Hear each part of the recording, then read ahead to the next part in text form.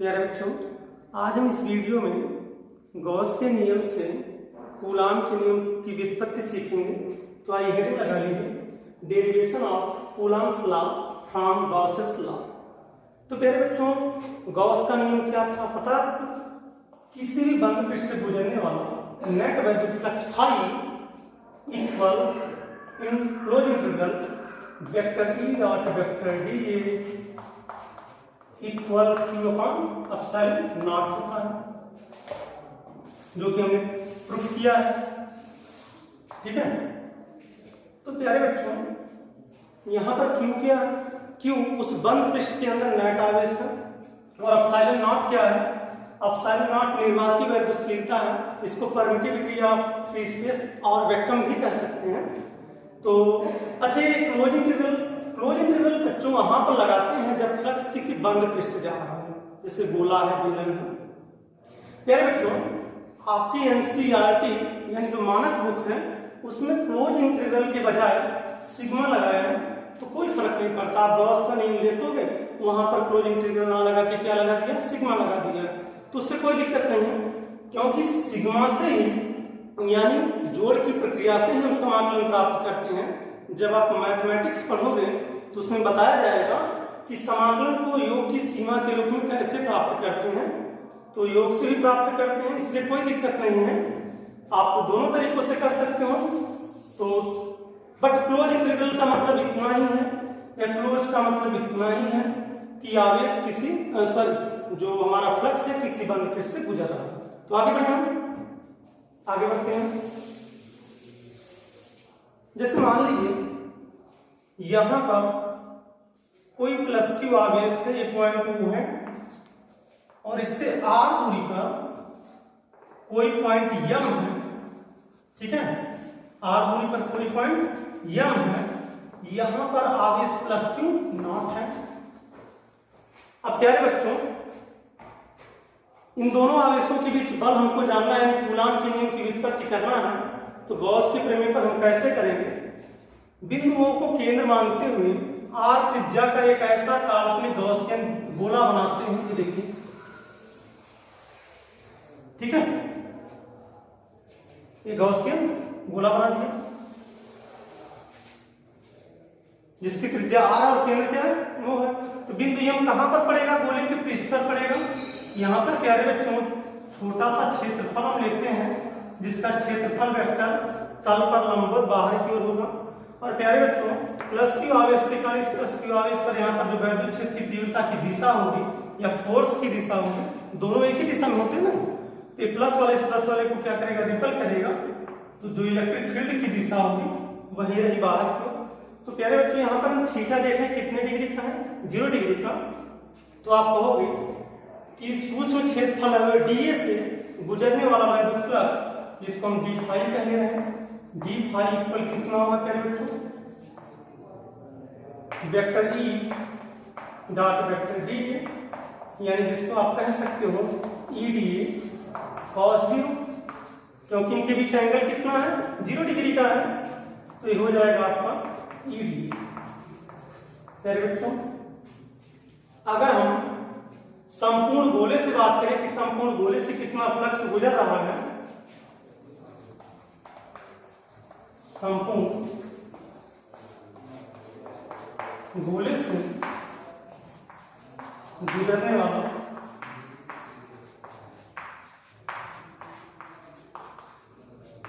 वैद्युत फ्लक्स, संपूर्ण गोले से गुजरने वाला जो वैद्युत फ्लक्स है वह कितना होगा? तो फाई इक्वल यहां पर क्लोज इंटीग्रल ईडीए, और फाई अगर हम देखें तो गॉस का नियम क्या है? फाई इक्वल होता है क्यू अपॉन एप्सिलॉन। अब ये भी हमने पढ़ा है। प्यारे बच्चों, यहाँ पर इलेक्ट्रिक फील्ड कांस्टेंट है। देखिए, आर दूरी पर यहाँ पर जो इलेक्ट्रिक फील्ड होगी, आर दूरी पर यहाँ पर पृष्ठ पर उतनी इलेक्ट्रिक फील्ड होगी, यहाँ पर पृष्ठ पर, तो पूरे गोले पर इलेक्ट्रिक फील्ड क्या होगी? गोले के जो पृष्ठ पर वो कांस्टेंट होगी, उसको हम बाहर कर ले रहे हैं। देखिए, क्लोज डी। प्यारे बच्चों, क्लोज इंटीग्रल डी का मतलब क्या है? कि संपूर्ण क्षेत्रफल, गोले का संपूर्ण क्षेत्रफल, इस गोले का संपूर्ण क्षेत्रफल कितना है 4 पाई आर स्क्वायर। यहाँ पर हम लिख ले रहे हैं E into 4 pi R square और यहाँ पर क्यू अपान एप्सिलॉन नॉट। तो प्यारे बच्चों इसको नोट कर लीजिए, हम इसे मिटा दे रहे हैं। आगे हम क्या देखेंगे कि यहाँ से अगर E का वैल्यू निकालें तो E इक्वल हो जाएगा 4 पाई आर स्क्वायर और क्यू एप्सिलॉन नॉट हर में चला जाएगा, E equal 1/4 pi epsilon not हो जाएगा और क्यू अपान आर स्क्वायर हो जाएगा। ठीक है, तो प्यारे बच्चों इस बिंदु यह पर वैद्युत क्षेत्र की तीव्रता पता चल गई हमको कितना है 1/4 pi epsilon naught Q upon R square. तो हम आवेश क्यू नॉट पर बल चेक कर लेते हैं। ठीक है, अतः आवेश क्यू नॉट पर लगने वाला वैद्युत बल कितना होगा,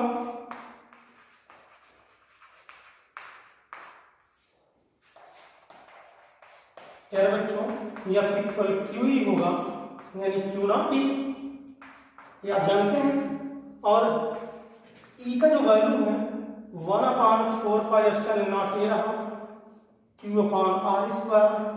इस प्रकार से 1/4 pi epsilon naught Q naught upon R square मिला हमें। प्यारे बच्चों आपको याद होगा दो आवेशों के बीच जो बल होता है, वैद्युत बल होता है 1/4 pi epsilon naught Q naught upon R square होता है, यही तो कूलाम का नियम है। तो हमने गॉस के प्रमेय पर, गॉस के नियम पर कूलाम के नियम की व्युत्पत्ति सीखा। ठीक है प्यारे बच्चों, गॉस के नियम का अनुप्रयोग हम सीखेंगे कि गॉस के नियम को हम कहाँ कहाँ लगा सकते हैं। तो ये सबसे पहले हेडिंग लगाइए, अनंत लंबाई के एक समान सीधे तार के कारण वैद्युत क्षेत्र यानी electric field due to and infinitely straight uniformly charge wire. ठीक है बच्चों, तो सबसे पहले इससे भी पहले हमको एक टॉपिक जाननी थी, चलिए आज देख लेते हैं। जैसे आवेश घनत्व यानी चार्ज डेंसिटी, आवेश घनत्व यानी चार्ज डेंसिटी। आवेश घनत्व क्या है? जैसे हम नॉर्मल घनत्व बराबर द्रव्यमान बटे आयतन जानते हैं, वैसे आवेश प्यारे बच्चों किसी चीज के सरफेस पर भी रुक सकते हैं। जैसे पेन है, इसकी नोक पर या फिर आप कह सकते हो पेन पर कहीं पर रुक सकते हैं, तो किसी लाइन पर, किसी रेखा पर, वायर पर भी रुक सकते हैं और किसी वॉल्यूम में भी हो सकते हैं, आयतन में भी हो सकते हैं। तो इस प्रकार से जो आवेश है उसकी 3 डेंसिटी होती है, 3 प्रकार से आवेश का। जैसे रेखीय घनत्व जिसको हम रैखिक आवेश घनत्व यानी लीनियर चार्ज डेंसिटी कहते हैं।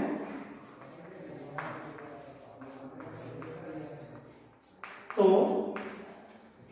यह क्या है? जैसे मान लीजिए कोई वायर है, कोई तार है और उस पर जो है एक समान रूप से आवेश वितरित है और क्यू आवेश इसकी यल लंबाई पर अगर है, तो जो रैखिक आवेश घनत्व इसको हम लैम्डा से रिप्रेजेंट करते हैं, लैम्डा इक्वल क्यू अपान यल लिखेंगे। ठीक है, या फिर अगर छोटा आवेश है, छोटी लंबाई है, तो हम डी क्यू अपान डी एल लिख सकते हैं। ठीक है, तो रैखिक आवेश घनत्व रहा जिसको लीनियर चार्ज डेंसिटी कहते हैं। इसी प्रकार से पृष्ठीय आवेश घनत्व होता है। तो पृष्ठीय आवेश घनत्व क्या है? जैसे चार्ज है किसी सरफेस पर, जैसे ये देखिए ये कोई सरफेस है, ठीक है, इस सरफेस पर मान लीजिए क्यू चार्ज है और इस सरफेस का जो एरिया है वो ये है, चार्ज एक समान रूप से वितरित है इसमें। ठीक है, तो प्यारे बच्चों जो पृष्ठीय आवेश घनत्व यानी सरफेस आवेश डेंसिटी है उसको हम सिग्मा से रिप्रेजेंट करते हैं, सिग्मा इक्वल क्यू अपान ए। यदि चार्ज को हम कम लें और क्षेत्रफल को भी कम लें तो हम लिख सकते हैं डी क्यू अपान डी। तो सिग्मा इक्वल क्यू अपान ए या सिग्मा इक्वल डी क्यू अपान डी। ठीक है, इसी प्रकार से प्यारे बच्चों आवेश का आयतन घनत्व भी होता है, जैसे आयतन आवेश घनत्व, आयतन आवेश घनत्व जिसको हम कहते हैं वॉल्यूम चार्ज डेंसिटी, जिसको प्यारे बच्चों हम रिप्रेजेंट करते हैं रो से। यदि मान लो चार्ज जो है किसी वॉल्यूम में हो, तो चार्ज आयतन में कब हो सकता है, यदि वह अचालक पदार्थ हो तो चार्ज उसके आयतन में रहता है, लेकिन ये चालक पदार्थ है तो उसको दिया गया आवेश उसके पृष्ठ पर आ जाता है। तो याद रखना, यदि कोई अचालक पदार्थ हो तो चार्ज उसके आयतन में स्थित होता है। और मान लेते हैं कोई अचालक पदार्थ है जिसमें एक समान रूप से, हम मान लेते हैं कि यह कोई अचालक पदार्थ है जिसमें एक समान रूप से Q आवेश क्या है, वितरित है। ठीक है, अचालक पदार्थ है और एक समान रूप से Q आवेश वितरित है, जिसका वॉल्यूम कितना है, V है। तो हम आयतन आवेश घनत्व रो को लिखते हैं Q अपान V। ठीक है, और यदि आयतन कम ले, छोटा ले और आवेश भी उनको कम मिलेगा, हम लिख सकते हैं dq अपान v। ठीक है, तो आगे बढ़ते हैं हम।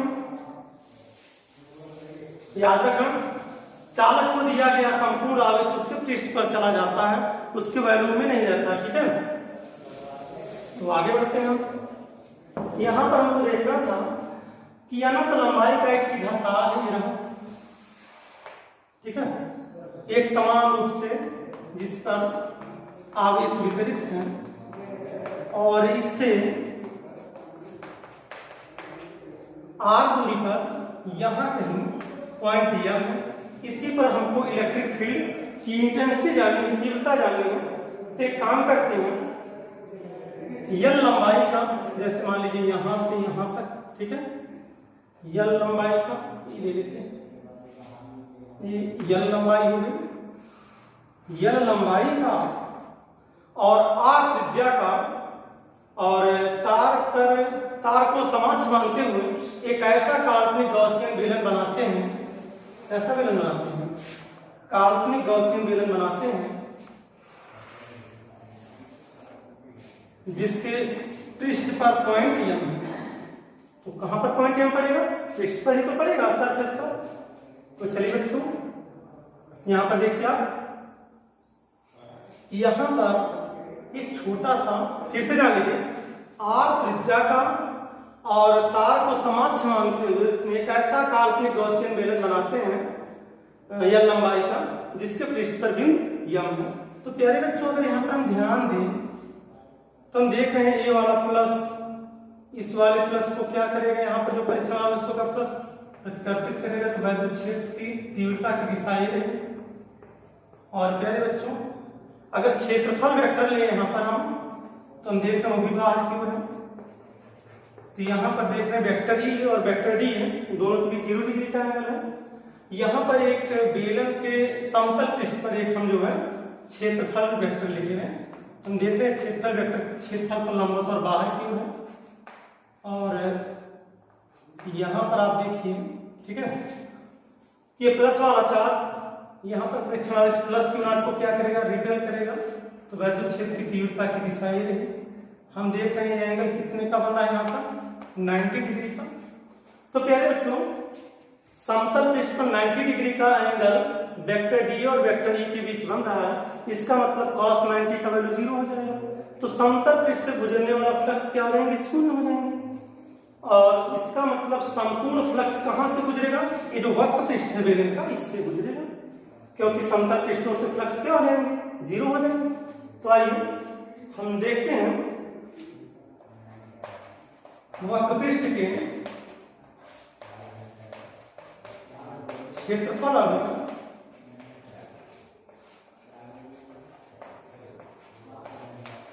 डीए से गुजरने वाला फ्लक्स कितना होगा,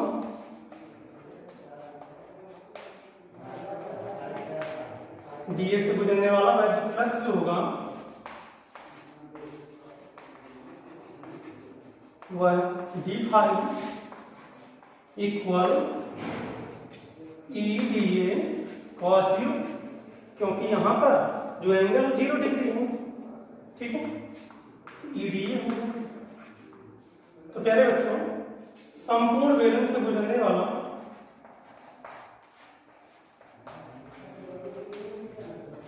बेलन का मतलब संपूर्ण गॉसियन बेलन से गुजरने वाला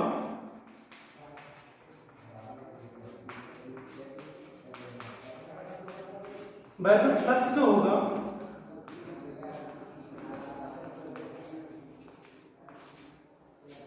जिसको हम फाई लिखेंगे, फाई इक्वल क्लोज इंटीग्रल, ठीक है, ED। तो प्यारे बच्चों, फाई का वैल्यू कितना होगा? यदि मान लेते हैं ये जो बेलन है इसके अंदर जो आवेश आ रहा कितना है? Q आ रहा है। कितना आवेश आ रहा है? ये जो बेलन L लंबाई पर Q आवेश आ रहा है। तो यहां पर हम लिख सकते हैं Q अपॉन एप्सिलॉन नॉट। ये तो गॉस का नियम है प्यारे बच्चों। E बाहर कर लेंगे, क्लोज इंटीग्रल dA। अब क्लोज इंटीग्रल dA का मतलब जिस बंद पृष्ठ से फ्लक्स जा रहा हो उसी का एरिया हमको लिखना है। तो प्यारे बच्चों, हम तो देख रहे हैं समतल पृष्ठों से कोई फ्लक्स नहीं गुजर रहा है, 0 जा रहा है।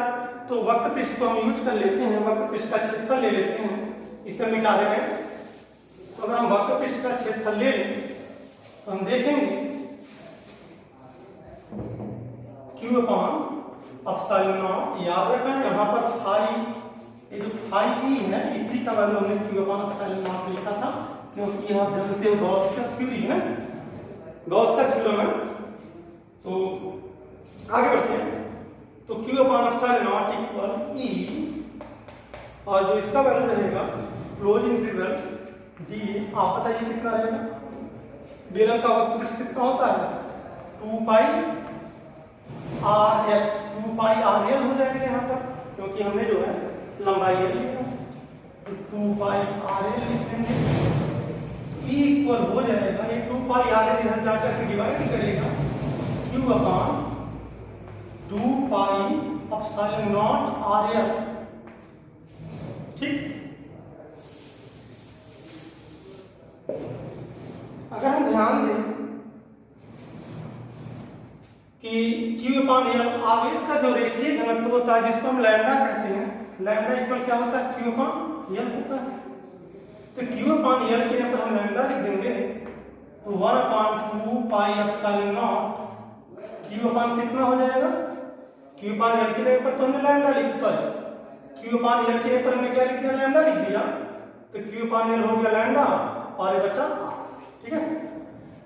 और अगर हम चाहें इसको थोड़ी सा और सही कर सकते हैं, यहां पर 2 से नीचे और 2 से ऊपर मल्टीप्लाई कर दें कि 4 पाई एप्सिलॉन नॉट हो जाएगा और इनटू 2 लैम्डा अपॉन r, जहां याद रखना लैम्डा क्या है? आवेश का रेखीय घनत्व है, रैखिक घनत्व है, ठीक है। और 1 अपॉन 4 पाई एप्सिलॉन नॉट का वैल्यू तो हम जानते हैं 9 × 10⁹ न्यूटन मीटर स्क्वायर प्रति कूलम स्क्वायर होता है।